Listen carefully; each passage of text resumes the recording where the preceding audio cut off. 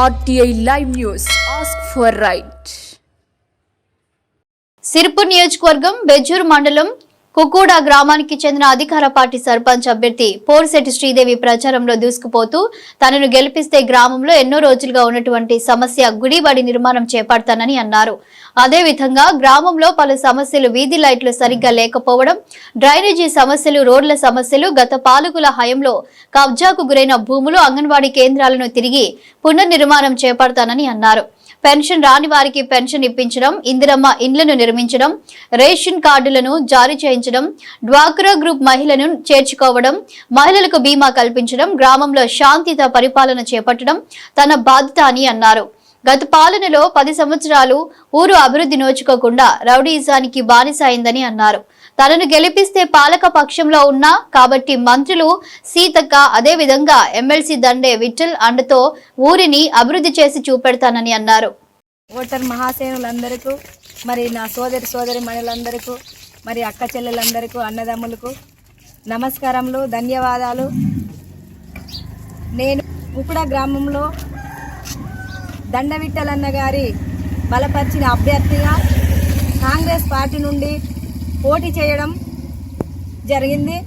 కాబట్టి అందరూ మీరు దయచేసి నాకు అత్యధిక మెజార్టీతో గెలిపించి మీ ఆడబిడ్డగా, ఒక ఆదివాసీ ముద్దు బిడ్డగా ఈ కుకుడ గ్రామానికి నాకు మంచి అవకాశం ఇస్తే, ఇంతకుముందు 10 సంవత్సరాల పాటు పరిపాలనే కాకుండా ఏ విధంగా వాళ్ళు మనల్ని దోసుకున్నారో, ఏ విధంగా మనం నష్టపోయినాము, ఏ విధంగా ఎలాంటి కబ్జాలు వాళ్ళు పాల్పడ్డారో, మనం ఏ విధంగా నష్టపోయినామో, మనం ఇంకా ఏ విధంగా నష్టపోతాము అన్న దృష్టికి తీసుకొచ్చి, మరి మన పెద్దలందరి సమక్షంలో నేను మన గ్రామం అభివృద్ధి ఏ విధంగా చెయ్యాలో, మరి ఎలాగైతే మనం ముందుకు పోగలుగుతామో అనే దానిపైన చర్చ చేయడం జరిగింది.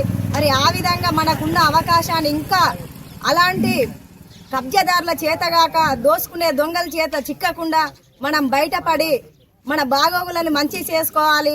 మరి మన ఊరు బాగుపడాలి. మన ఊర్లో ఉన్న గ్రామ పెద్దలందరూ, మరి గ్రామ పంచాయతీ కాకుండా మరి బడి ఉంది, మరి అదే విధంగా గుడి ఉంది.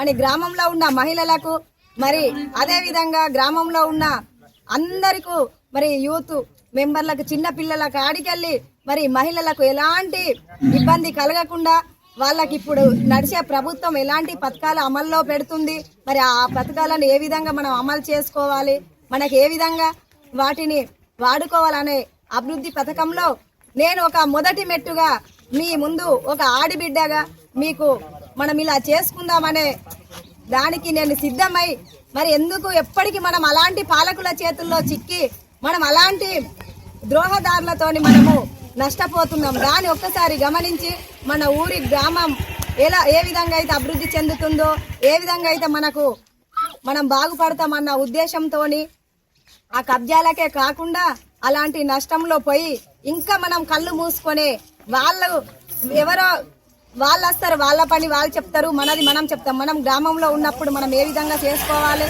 మనం ఏ విధంగా అభివృద్ధి చెందాలనే దృష్టికి నేను ఇంతకుముందు ఒక జిల్లా సమాఖ్య అధ్యక్షురాలుగా చేసిన, ఒక మండల సమాఖ్య అధ్యక్షురాలుగా చేసిన ఆ అనుభవంతో మహిళలకు అండగా ఉండి ముందుండి మహిళలందరూ ప్రతి విషయంలో ముందుకెళ్లి అన్ని విధాలుగా మేము ఎదగాలన్న ఉద్దేశంతోనే ఇంకా వంటింటికి పరిమితమే కాకుండా ఇప్పుడున్న ప్రభుత్వం, ఇంతకుముందు ఉన్న ప్రభుత్వం మా మహిళలకు ఎలాంటి అవకాశం కల్పించకుండా, మాకెక్కడ రిజర్వేషన్ లేకుండా ఈ మహిళలు ఎందుకు మనమే పాలించాలి, మనదే నడవాలి, మరి ఈ రాజకీయం మన చేతుల్లో ఉంటే ఆ మహిళలు ఏదో వంటింటికి పరిమితమై ఏదో విధంగా చేస్తారన్న ఉద్దేశంతోనే వాళ్ళు కంకణం కట్టిన నేను మన మహిళలతో అందరితో కలిసిమెలిసి మా మహిళలే ఎందుకు వంటింటికి పరిమితం ఉండాలి, మనం చెయ్యలేమా, మనం తలుసుకుంటే మహిళ లేనిది ఏది లేదు, అందుకే సృష్టించింది మహిళతోనే. కాబట్టి ఏదైనా మహిళ ముందుకుంటే మన ప్రభుత్వం కూడా మనకు అండగా ఉంటుంది, మన ఊరు కూడా బాగుపడుతుంది. మరి అదే ఒక ఇంట్లో మహిళనే కాబట్టి ఇంట్లో ఇల్లాలు వంటింటికే పరిమితం కాకుండా ఒక మహిళనే ముందుకొచ్చి మనం ఇప్పుడు మన గ్రామాన్ని మనం అందరం మంచిగా మనం అభివృద్ధి చెందాలంటే మనం ఎందుకు చేయొద్దన్న ఉద్దేశంతో మరి మనం ఎందుకు వెనుకాడు, మనం కూడా అందరం ఉన్నాం కదా అనే ఉద్దేశంతో ముందుకు రావడం జరిగింది. కాబట్టి ఇంతకుముందు ఎలాంటి ఏం జరిగినా కానీ వాటిని మనము వాటిని ఎదుర్కొని మనం ఇప్పుడు ఏ విధంగా చేస్తున్నాం, ఇప్పుడు నడిచే ప్రభుత్వం ఏంది, ప్రజాపాలన ఏంది, ఆ ప్రజాపాలన గ్యారంటీలు ఏంటి అన్న దాని విషయంపై మనం ఒకసారి గ్రహించి మన కుకుడ అభివృద్ధి ఇప్పుడున్న ప్రభుత్వంలో మరి మంత్రులు మరి అదేవిధంగా మన గౌరవ మంత్రివర్యులైన మన రేవంత్ అన్న గారు, మరి అదేవిధంగా మన జిల్లాకు ఇన్ఛార్జి మరి జూపల్లి కృష్ణారావు అన్న గారు, మరి అదేవిధంగా మంత్రి మరి మా ఆదివాసీ గిరిజన ముద్దు బిడ్డ అయిన గౌరవ సీతక్క గారు, మరి అదేవిధంగా అందరూ కూడా వీళ్ళతో మాట్లాడే ఆ ధైర్యం ఉంది నాకు. మా పరిస్థితులు ఏ విధంగా ఉన్నాయో మరి మేము ఏ విధంగా చేయగలుగుతామన్న అడిగే నా సత్తా ఉంది నా దగ్గర. నేను అదే విధంగా ముందుకెళ్ళి ఇప్పుడు మా గ్రామంలో ఒక్క పార్టీకి చెందిన అభ్యర్థులే ఇద్దరు కూడా టీఆర్ఎస్ సంబంధించిన వాళ్ళే ఉన్నారు కాబట్టి వాళ్ళే కొట్టుకుంటున్నారు. వీళ్ళ మీద వాళ్ళు చెప్తున్నారు వాళ్ళు దోసుకపోయినరు వీళ్ళు దోసుకపోయినరు అనే అదే లొల్లితో ఉన్నారు. కాబట్టి ఆ లొల్లిని మనం అధిగమించి మనం ఏం చెయ్యాలో, ఇప్పుడున్న ప్రభుత్వానికి మనం ఏ విధంగా రుణపడి ఉండాలా, ఆ ప్రభుత్వం నుండి మనం పొందే పథకాలు కానీ అవకాశాలు కానీ ఇప్పుడు అన్ని కూడా మనం ఏ విధంగా తెచ్చుకునేలా నేను ముందుండి మీకు అందరికీ మీరందరి మెజార్టీతో మీ సహకారంతో నాకు అవకాశం ఇస్తే ముందుండి ఇంకా ఏమేం పథకాలు మనకు రాబడాలో అనే దానిపైన మాట్లాడే ధైర్యం ఉంది నాకు. ఒకసారి నన్ను నమ్మి నా మీద అభిమానంతో మీ అత్యధికమైన ఓటుని నాకు వేసి గెలిపిస్తే నేను మీ అభివృద్ధి పథకంలో దిగి మరి ఆ బడి విషయంలో కానీ గుడి విషయంలో కానీ మరి అదేవిధంగా ఈ వీధి లైట్ల విషయంలో కానీ ఈ నాలిల విషయంలో కానీ మరి అంగన్వాడీ ఎప్పటి నుండి అంగన్వాడీ కేంద్రం ఉంది మా ఊర్లో. ఆ అంగన్వాడీకి అసలే స్కూల్ బిల్డింగ్ అనేదే లేదు. అన్ని విషయాలలో కూడా ముందుకెళ్ళి మీకు ముందు ఉండి అన్ని మరి మాకు గత 20 సంవత్సరాలు 30 సంవత్సరాల నుండి కూడా మా గ్రామ పంచాయతీ ఏర్పడ్డ కాడికెళ్ళి ఒక గ్రామ పంచాయతీ బిల్డింగ్ అనేది కూడా లేదు. ఇవన్నీ కూడా రాజకీయాలు చూసే ఉన్నారు, నడుస్తూనే ఉన్నాయి, మాటలు ఉంటున్నాయి. అట్లా ఎందరో వచ్చి మాటలు చెప్తున్నారు, అన్ని విధాలుగా చేస్తున్నారు. కానీ చెప్పే మట్టుకే కానీ చేసే మట్టుకైతే ఏం కనిపించడం లేదు. ఒక్కసారి వాళ్ళనందరినీ పక్కకు పెట్టి మరి మన ప్రభుత్వం ఏ విధంగా ముందుకెళ్తుంది, ఏ విధంగా అయితే చేస్తా అన్న దృష్టిని పెట్టుకొని మీరు ఒక్కసారి మీరందరూ ఆశీర్వదిస్తే మరి నా బ్యాటు గుర్తుకు ఓటు వేస్తే నన్ను గెలిపిస్తే మరి నా అభివృద్ధి ఏందో అది మీకు నేను ఇప్పుడు ఏ విధంగా హామీ ఇస్తున్నాను. అప్పుడు కూడా ముందుండి అన్ని విధాలుగా మరి అదే విధంగా ఇంద్రమ్మ ఇల్లు కానీ, రాని వాళ్ళకి పెన్షన్స్ కానీ, ఎక్కడన్నా వాటర్ ప్రాబ్లం కానీ, మరి ఆడవాళ్ళకి సమస్యలు ఇప్పుడు మహిళా గ్రూపులు అంటే సంఘంలో చాలా మంది లేని మహిళలు ఉన్నారు. నా ఆధ్వర్యంలో ఒక 50 మందిని నేను సంఘంలో చేర్పించడం జరిగింది. ఇప్పుడు కూడా ఒక్క మహిళ కూడా బయట లేకుండా నేను అందరినీ సంఘంలో చేర్పించి వాళ్ళకి మహిళల ద్వారా ఎలాంటి రుణాలు ఉన్నాయి, మరి మాకు మహిళలకు ఇప్పుడున్న ప్రభుత్వం ఇంతకుముందు ఉన్న ప్రభుత్వం ఎలాంటి పథకాలు అమలు చేయలే. ఇప్పుడు మాకు ఫ్రీ బస్ ఉంది.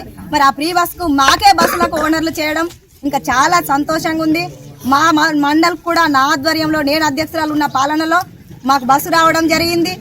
ఆల్రెడీ బస్సు వచ్చింది, ఇంకా మేము తీసుకోలేదు, వస్తుంది. ఇంకా ఫ్రీ బస్సు కాకుండా కరెంటు ఫ్రీ, మహిళలకు రుణ బీమా అనేది, ప్రమాద బీమా అనేది అన్ని విధాలుగా మాకు మహిళలకే ఈ ప్రభుత్వం కల్పించడం జరుగుతుంది. కాబట్టి ఒక్కసారి మీరందరూ ఆలోచించి ఒక ఆడబిడ్డగా నేను మీ ముందుకు వచ్చి ఏమేం చేయాలనో ఏ విధంగా చేయాలనో అనే దృష్టితో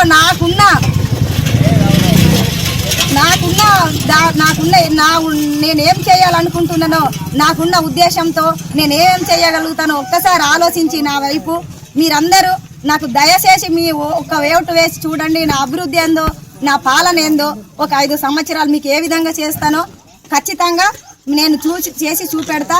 నేను ఎక్కడ వెళ్ళి ఏం మాట్లాడాలో, ఏం చేయాలనో, ఏ విధంగా తీసుకురావాలనో అన్నది నాకు తెలుసు.